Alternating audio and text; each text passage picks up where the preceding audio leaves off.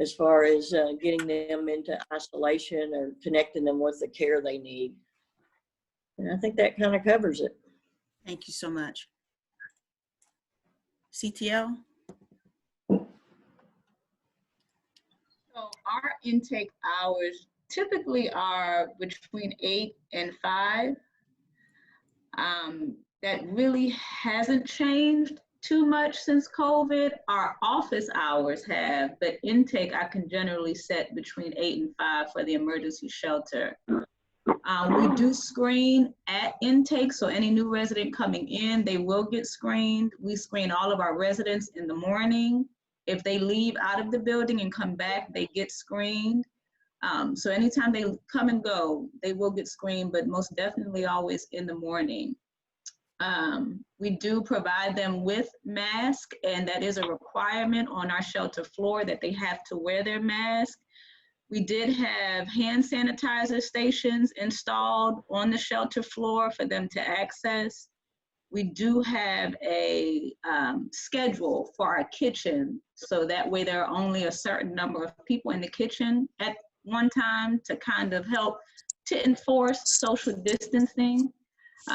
We do try to screen and monitor where they're going when they do leave shelter, so that way we kind of have an idea. And we also talk to them about the importance of bringing their mask when they leave the shelter so that they can wear it wherever it is that they go. If we have a suspected case, then we also follow the protocol. We use the screening process sheet from TCHC, and we follow what it says on that sheet if there is a case of COVID or suspected case. Thank you. ACH. Yeah, I am so sorry. The shelter intake hours were open 24/7, so there's no hours that we're not open. I have overnight staff, obviously, that can takes around the clock. How has that changed since COVID-19? Nothing has changed since COVID-19, except how we accept them. So everything has stayed the same. We do have an additional help ask certain questions just to see if they've been exposed. Or if they're high risk, and their temperature will be taken as soon as before they come into the door. So some staff member will go outside and take their temperature. If it's abnormally hot, we will let them cool down their temperature just to have an accurate temperature on them. And as far as protecting clients, all staff are required to wear masks. We do daily deep cleanings. Our staff are very good about cleaning down the shelter, as we have lots of, kids that carry, you don't know where they've been, and so that's mainly how we're doing it. We are requiring when families visit their child, we are requiring both kid and family wear masks during that visit. We are socially distancing as well. We do use the conference room for bigger visits to maintain that 6 feet distance. For any intake processes, we also use that conference room. If at any point we have multiple processes going at the same time, we do have 3 different rooms we can utilize to make sure that everyone is kind of within a safe space. If there's a suspected case, what do we do? One, we quarantine the child. We do utilize the single beds in the back of the shelter as a quarantine room if those are not being used by another resident. And they are quarantined for 14 days. We do observe for symptoms. Bailey, are y'all arguing? Sorry, one more time. I think somebody just needed to mute themselves. Oh, okay. Yeah, so that's mainly what we're doing, and then we connect clients to medical care. We either call an ambulance in, or we are trying to prevent, and we've actually hit some roadblocks of MedStar not willing to take our kids to the ER simply because of more exposure to COVID-19. So we had the health department actually come out and test all of us at one point. So we are, but that's normally what we're doing at this point. Thank you so much. Arlington Live Shelter. So our shelter intake hours are from 2 p.m. to 4 p.m. and that's for any available beds that we have open that day. We do have a curfew that we're enforcing at 5 p.m., but we are extending that for anybody that is working past those hours. We did move our curfew up due to COVID-19, just to try to restrict movement a little bit. COVID-19 has caused a decrease in our beds, of course, by about 10%. And we have also installed the plexiglass throughout the facility. As others mentioned, we have implemented social distancing practices, and then the medical screenings that we're doing are consistent with the other shelters, using the standard sheet provided by the Homeless Coalition. And we are also following that if there was a suspected case. So working with public health and GPS to get that client connected immediately to further medical screening. As far as PPE, we're providing all of that on site to clients, whether it be gloves, masks, you name it. We try to obtain it if it will help increase safety at all in the facility. And we are also implementing hand sanitizing stations, so pretty much what everyone else mentioned. And mask use is required while in the shelter for both our guests and our staff. Medical screenings are required for guests and staff as well. Perfect. True Worthplace is open every day of the week from 7 a.m. to 3 p.m. So people can check in, come and go as they like during those hours. We briefly changed our open hours at the beginning of the pandemic, but we're back to normal now. We are following the protocol provided by TCHC to screen our guests when they first present. They get a little armband, and once they have that armband for the color of that day, we don't screen them again, but we make sure that everybody's been screened at least once. So to protect clients, we've also installed plexiglass around our front desk, at our case managers' desks, at the intake where they're coming into contact with staff. Everyone is required to wear a mask while they're in the building. We also screen our staff for COVID as well. We spread the furniture out at the very beginning of this, and we reduced our capacity inside the building. And like everyone else, if we have a suspected case or someone shows up with symptoms or a fever, we follow that protocol provided. Thank you so much, Erin. And Safe Haven. At Safe Haven, we are operational 24/7. How has it changed since COVID? Staff are no longer transporting clients from our pickup point. We either call the client a lift, or they will drive themselves into shelter. We are currently screening both staff and clients. We do the regular screening like everyone else is doing, as well as temperature monitoring daily. New clients coming into shelter, they automatically receive a 14-day self-isolation, and I'm sorry, 7-day isolation. For those who have answered yes to the screening, will be, of course, self-isolated for 14 days. We do follow the same protocol as other programs as far as the TCHC and JPS in the event that a client is determined to have symptoms or experiencing symptoms of COVID. So pretty much what everyone else is doing.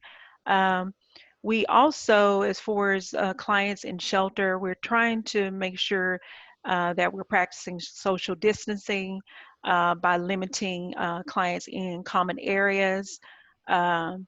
Also limiting movement outside of the shelter. Clients, we only approve for clients to leave shelter if they are employed or if they have a medical emergency or immediate needs. And, you know, upon returning into the building, residents are required to wash their hands and also be screened again upon returning. We do have sanitizing stations throughout the building. Staff and clients are required to wear masks. Matter of fact, staff are required to wear the cloth mask and a face shield. We do also, all of our clients are provided with gloves and cloth masks when they arrive into shelter. It's required anytime that you are in common areas. And yeah, we all do our part to try to make sure that we ensure that staff and clients are safe. Perfect. Next question. So what are the different, what services do you provide in your shelter? What are the different programs? How do clients gain access to these programs? How do they get a case manager in the shelter? And do you provide any personal hygiene items? So we will start again with Salvation Army, Navy Center. All right. So we have several different programs aside from the emergency shelter. We have the START program that is for single men, single women, or families with for single women with a single mother head of household. So then we have the Simon program, which must have dual diagnosis, mental illness with a co-occurring disorder, substance abuse. They have to have at least 30 days of sobriety, and that's for single women. We have our First Choice program that is, it's for up to 1 year, it's voluntary, and it's for single mothers with chemical dependency. And they can have their children be pregnant and or attempting reunification through CPS. And they can be single mothers with up to 2 children, 10 years of age or younger. And then we have our permanent supportive housing programs or rapid rehousing, various other programs. We have our homeless prevention program, and really any of those can be accessed by calling our main number, and they can be transferred to the appropriate case manager, and then they can leave their information and they'll be called back and screened to see if they potentially qualify for the program and assessed at that point. Perfect, thank All right, this is Keith at UGM. I'm gonna put here in the chat our primary contact there for men and women so that you can get direct connections to the programs for our intake processes. First question, we serve single men, single women, fathers with children, mothers with children, and parents with children. In order to get into those programs, we ask that they attend one of our orientations. So for men, it's 7:30 a.m. Monday through Friday. For women and families, 9:45 a.m. If for a case manager to come into the shelter, it's basically talking to our program directors, and their information is there in the chat. And we do provide personal hygiene items for the folks that are here. Thank you, Keith.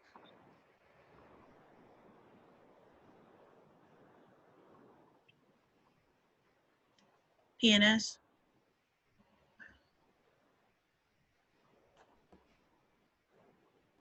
Sorry, I was on mute. No problem. This is Betty with PNS. In our men and women's shelter, we have what's called the Moving On program, which is for guests who do not have an income, and they're in our vocational program working towards employment or income. And then we have our Moving Out program for guests who are employed or have an income, who pay a program fee. All guests are in case management. It has changed some with the COVID. Currently, our case managers are working from home, and our case management is done via phone calls. Our primary focus in case management is income and housing. We do provide personal hygiene items for our guests. We also have our housing program, housing solutions, permanent supportive housing, rapid rehousing, and our fire program, which is a rapid exit program for housing, as well as our family services facility. Bonette Meacham is the program manager there and would be the contact for that facility. And I think that kind of covers it for Presbyterian Night Shelter. Thank you. We did get a question. So the question is, what does the intake process look like for single mothers in your program and waitlist? I do believe that was for Amy.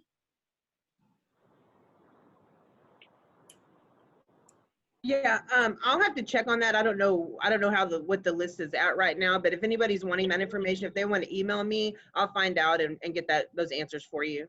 Can you put your email in the chat box for them? I did. Actually, perfect. I think I did it twice because the first time I hit enter without meaning to. But yeah, it's on there. My email, and then also as far as like people needing shelter or whatever, I also put my personal cell on there. If there was something that was urgent, you can call me anytime, day or night. Ooh, that was risky. Personal. Okay, thank you for that. Please don't post that anywhere though. Y'all can have it, but don't give it to clients. Okay. Next we have CTL. Hi, I'm Tamara. We have, as Chrissy was mentioning, we have our emergency shelter, but we also have a transitional housing program as well. Our transitional housing is referral based, so we ask that it's the same as Chrissy, do application process, and that's like starts the clock for us. And once we receive that application, then we'll do a pre-screen the same way as the emergency shelter. We have community-based and on-site. So there are certain situations where we can just move people straight into the community, but that's not a guarantee. So don't look for that to happen as a guaranteed process, but we definitely vet all our clients for on-site. They have to be unaccompanied, but for community, of course, we do families. So, and then we also have a rapid rehousing, which basically goes through the continuum of care. So those are the programs we do. The ladies that reside in our programs, we do offer them move out kits for when they move out, personal hygiene, and for the ladies that are in our program as well. Thank you so much. Question, is there a number for application and pre-screen?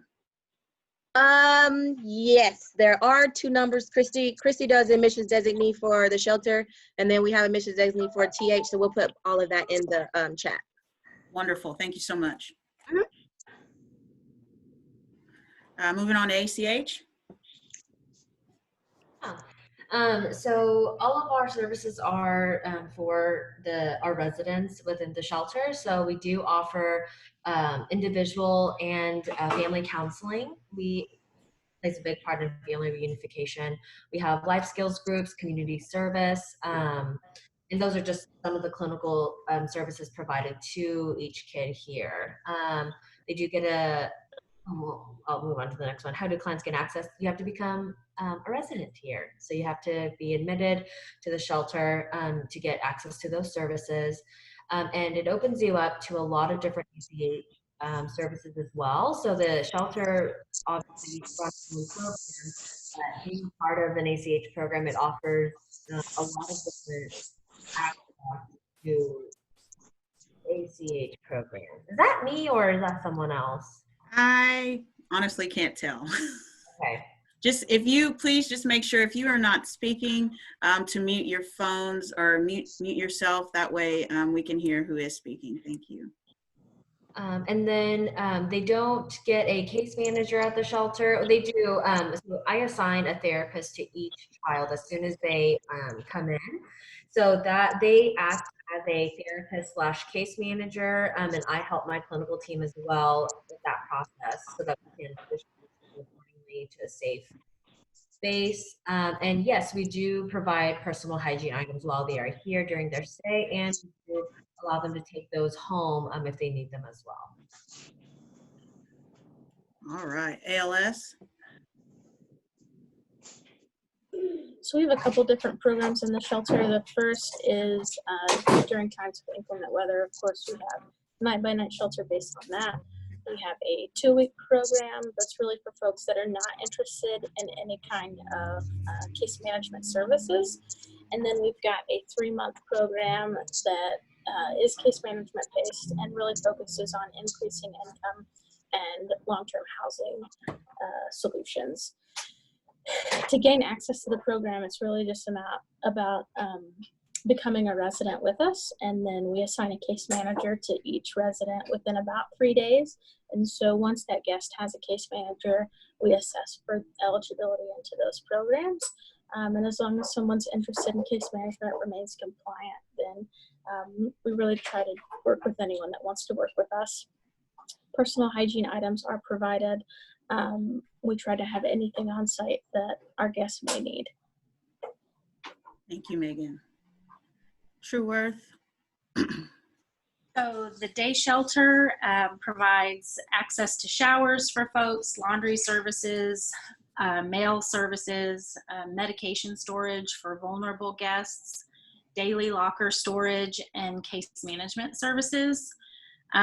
Pre-COVID, we also provided space for other agencies to provide their services. So hopefully in the not too distant future, people will be back to provide that. And then we also provided classes and clinics upstairs as well for folks that are currently on hold.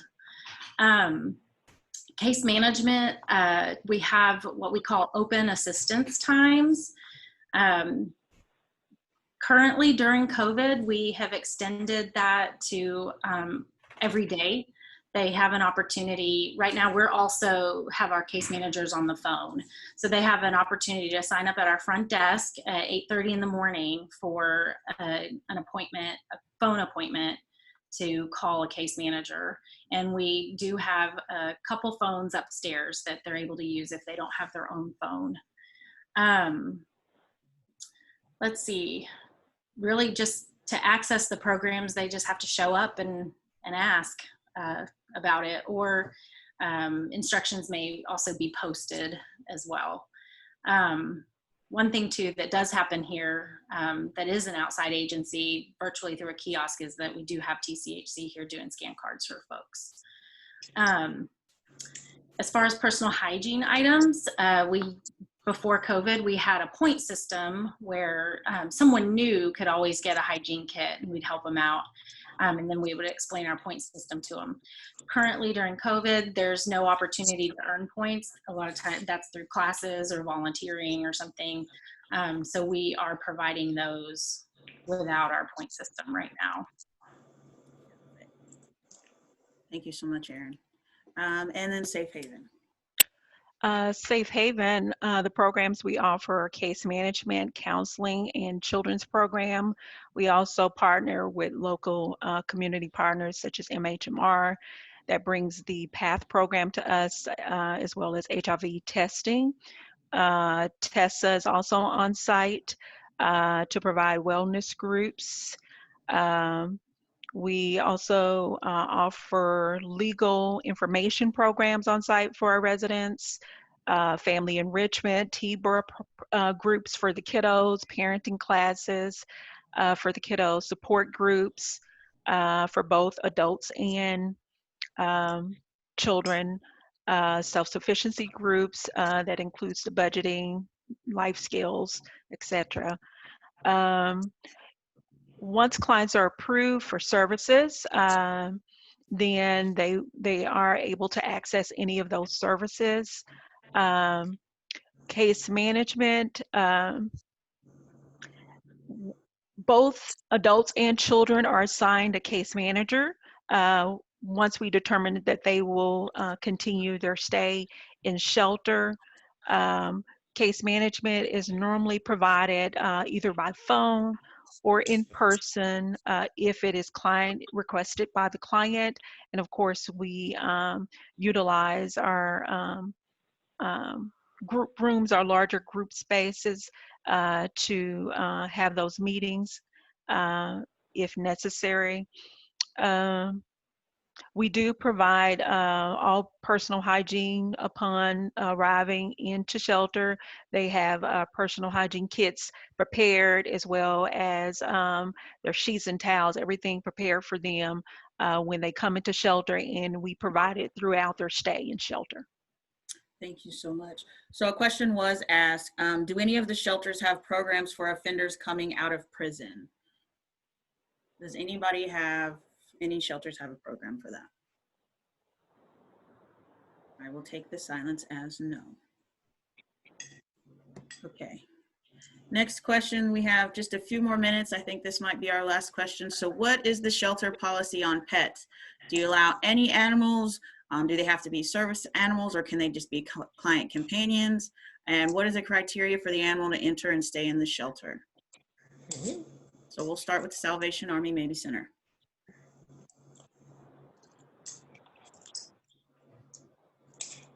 You're on mute, Amy.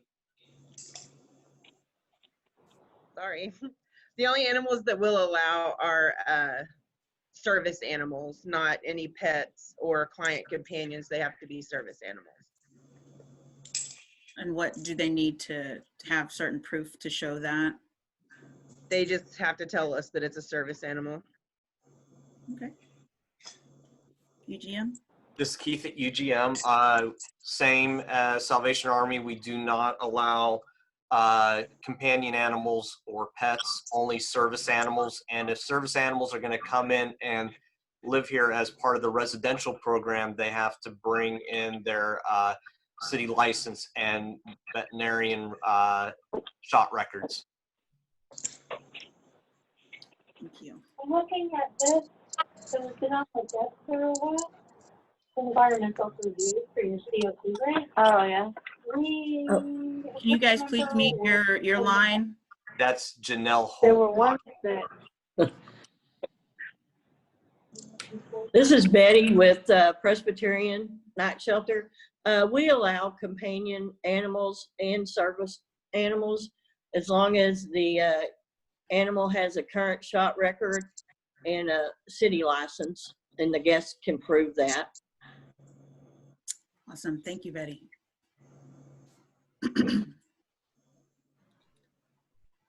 This is CTL. We do not allow any animals at our facility, regardless if they just service animals or just regular pets. ACH? We're the same as CTL. We do not allow any animals, only therapy dogs, and those are controlled by us. So. Got it. Arlington Life Shelter? So we only allow service animals, and like the other shelters mentioned, they do need to be registered and have shot records.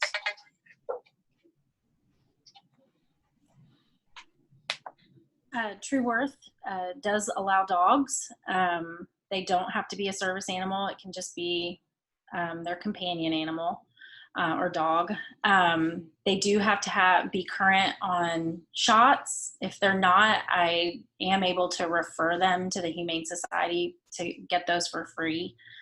And we do also ask that the dogs have some manners in terms of not biting people or getting on our furniture or barking excessively, those kinds of things. So we have asked dogs to leave if they can't do that.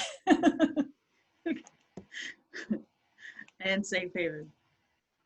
For Safe Haven, we do have a strict no pet policy, but we do make exceptions for those service animals or emotional safety animals. Of course, if the pet is out of control and not housebroken, or trained, we will ask the pet to be taken to another facility, or we'll try to seek services for the pet. Wonderful, thank you. So I'm gonna stop sharing my screen here. I appreciate, ooh, look at all the faces I can see now. I appreciate everybody being, I'm getting a wave, hi, I'm a wave back at you. I appreciate everybody being on the call today. I don't know if you guys can see, but there's almost 100 people on here. We've never had that many in attendance, so way to go. If there is a question that we didn't get to, please put it in the chat box and I will try to answer it or get it to the person who can answer it. Just a real quick announcement. TCHC, we are trying to bring back boot camp virtually. We are currently working on that and hope to have that ready to go by August. So keep your eyes open for that training newsletter so we can get people signed up for that once again. If that's it, if nobody has any other questions, I don't see anybody, any other questions. Can you email the shelter list to the attendees? Yes, I can. So if there's no other questions, I thank you all and see you next general meeting. Bye, y'all have a wonderful day. Great job, Shannon. Thank you. Thank you, thank you.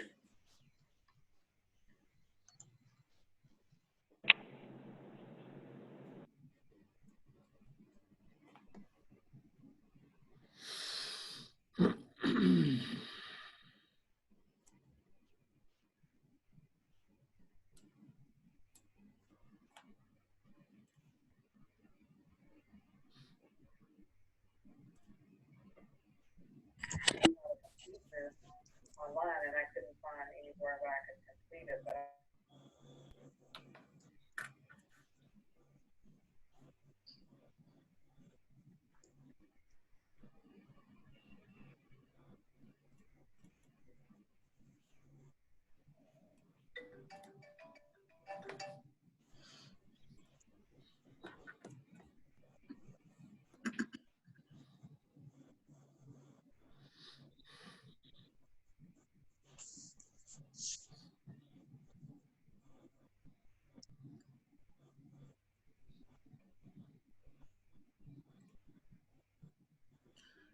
All right, I'm going to end the meeting.